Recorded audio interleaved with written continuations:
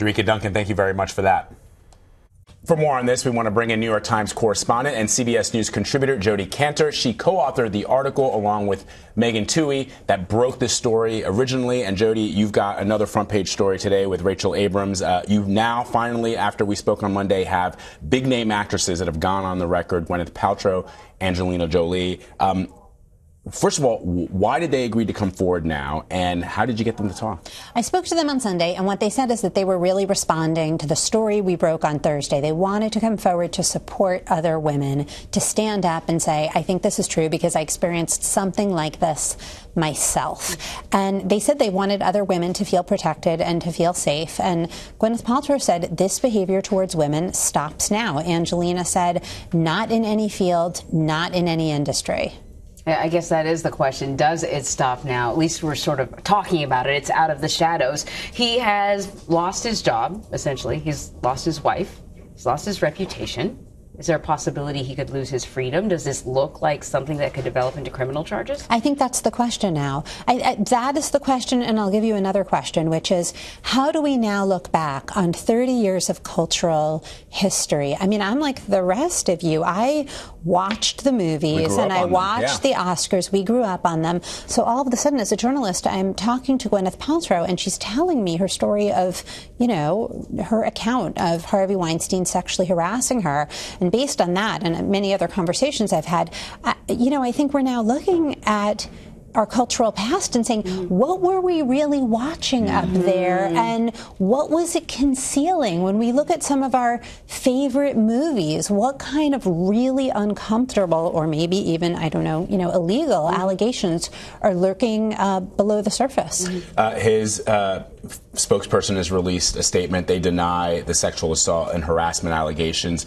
The question that I have is, this is an entire ecosystem. Unlike what we perhaps saw with Bill Cosby or with Roger Ailes and Bill O'Reilly, that was sort of a self-contained and one organization. This is an entire industry, and now you've got people coming out every single day. Even a male actor, Terry Crews, came out and said, you know, he's felt at points that he listed one specific incident that he felt that he was allegedly groped on the red carpet. Where does it end? So I guess the question is, are there a lot of other Hollywood executives that are quaking in their boots this morning? I talked to Jodi Cantor, who is the executive producer of Girls, the night that Harvey Weinstein was fired by his own company. And she said, what this means now, she said, this is a tipping point. Any man in Hollywood who is using his power for something other than to make movies and TV shows has to watch out. So why now, do you suppose? We have seen a series of these bigger-than-life, wealthy, influential men come tumbling down because of this. Cosby, Ailes, we're looking at Weinstein now. What do you think? You've been sort of watching this unfold. Why is this the tipping point? More than watching it unfold, the Times is really committed to this reporting. I mean, in our newsroom, we have concentrated on breaking these stories. My colleagues, Emily Steele and Mike Schmidt, broke the Bill O'Reilly story. My colleague Katie Benner broke the Silicon Valley story of venture capitalists pressuring women, entrepreneurs for sex. My colleague Megan Twohey did the Harvey Weinstein investigation with me. And I think we just feel this obligation as investigative journalists. What is the truth about how women are treated in these industries? And given that these were all powerful figures who people were afraid to take on, what's the unique role that we can play as journalists of, standing up and rooting out the truth? And but it's not just that women are talking now where they weren't before, but people are listening. Companies are listening. I mean, maybe it's just about the money. Maybe it's just about the payouts. I don't know. I think there has really been a response in the spirit of having a constructive conversation. One thing I'm really glad about with the public, ever since the publication of our story, is that we have not seen the women be trashed or undermined. We have not seen the reaction of, like, we don't believe you. It's a he said, she said. You are one person in a hotel room. And now part of what's going on is that as you hear the repeat of the Weinstein allegations, the more serious allegations, the New Yorker story yesterday, these stories have an uncanny similarity. They're like watching a movie that always plays out the same way. And so you say to yourself, all of these women from all over the world who don't know each other are essentially telling the same story. This is a remarkable moment of truth-telling, I think. It really is. And you've got now even President Obama and Michelle Obama coming out with statements saying that they're disgusted by the behavior. Hillary Clinton came out with a statement, although some people have suggested that she should have done it earlier. But you're just seeing it across the board. It's not just the actresses that are coming out.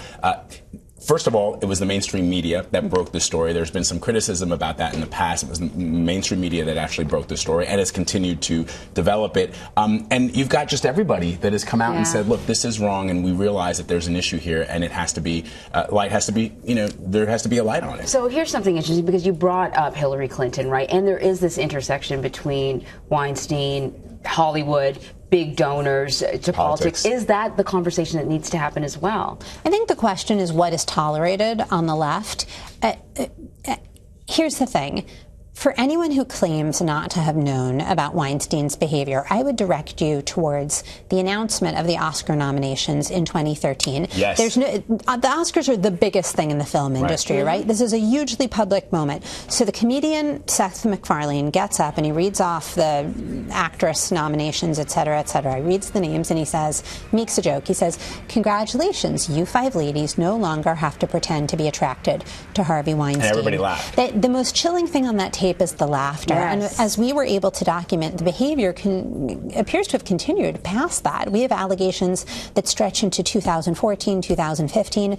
So the really tough question here that I think we just cannot avoid asking is who knew, who even had a casual sense, and who looked away, and who was willing to stand up and intervene. Many people will suggest, look, it's a little hard to believe that an actress like Gwyneth Paltrow, Rosanna Arquette, Angelina Jolie, they grew up in Hollywood. Gwyneth Paltrow is the daughter of a very famous actress. Angelina Jolie is the daughter of an Academy Award winner. In other words, they were part of the ecosystem from the time that they were children.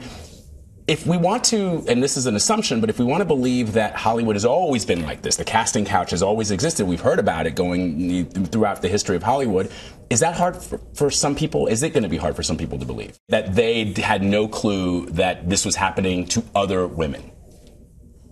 Well, I think what it shows is that even somebody as powerful as Gwyneth Paltrow had a very typical sort of professional woman experience of saying, this happened to me, but I don't really know what to do about it. And, I've been told to stay quiet, and now I have to do my job, and I don't want it to threaten my career, et cetera, et cetera. Even as she rose, I have to tell you, even though she's a big star, she sounded a lot like the other women I've talked to. That's fascinating. Great reporting as always, Jody. We really love, you can tell we love talking to you because this is such an interesting story and a very critical and